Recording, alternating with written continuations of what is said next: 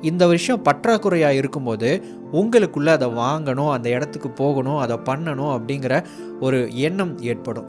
சரி, இதை எப்படி நீங்கள் வேறு விதமாக பயன்படுத்தலாம் அப்படின்னா, இந்த 48 லாஸ் ஆஃப் பவர் புத்தகத்தில் ராபர்ட் கிரீன் ஒரு விதி சொல்லியிருப்பார்.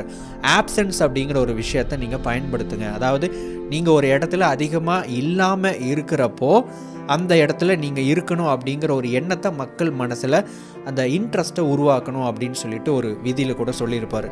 உங்களுடைய நண்பர்கள் வீட்டுக்கோ சொந்தக்காரங்க வீட்டுக்கோ அடிக்கடி நீங்கள் போய்கிட்டே இருக்கும்போது, நீங்கள் அடிக்கடி அங்கே இருந்துக்கிட்டே இருக்கும்போது அவங்க உங்களை பெருசாக கண்டுக்க மாட்டாங்க. ஆனால் இது எப்போவாச்சும் ஒரு தடவை அவங்க வீட்டுக்கு போங்க, எங்களுக்கு ரொம்ப பெருசாக கவனிப்பாங்க, வரவேற்பாங்க. ஏதோ ஒரு ரொம்ப நாள் கழித்து வந்திருக்கீங்க அப்படிங்கிற ஒரு காரணத்துக்காக நிறைய விஷயங்கள் பண்ணுவாங்க. இது எதற்காக அப்படின்னா, நீங்கள் ரொம்ப நாள் அவங்கள பார்க்காததுனால அந்த இடத்துல ஒரு பற்றாக்குறையை நீங்கள் ஏற்படுத்தி இருக்கிறீங்க. நீங்கள் ரொம்ப பிஸியாக இருக்கீங்க அப்படிங்கிறத அவங்களுக்கு வெளிப்படுத்தி இருக்கீங்க. ஸோ அதனால் அவங்க உங்களை ரொம்ப ஸ்பெஷல்